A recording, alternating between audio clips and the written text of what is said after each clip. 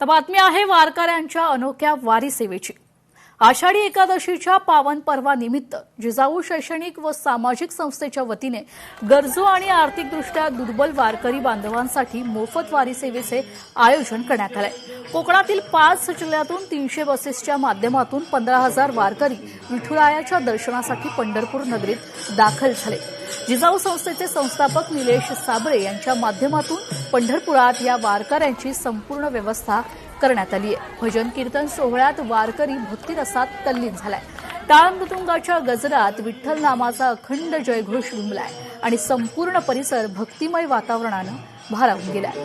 वेळेअभावी आणि आर्थिक अडचणींमुळे वारीचे स्वप्न अपूर्ण राहू नये या सामाजिक भावनेतून जिजाऊ संस्थेकडून दरवर्षी हा मोफत वारी सेवेचा उपक्रम राबवण्यात येत असून हा उपक्रम वारकरी बांधवांसाठी मोठा आधार ठरलाय।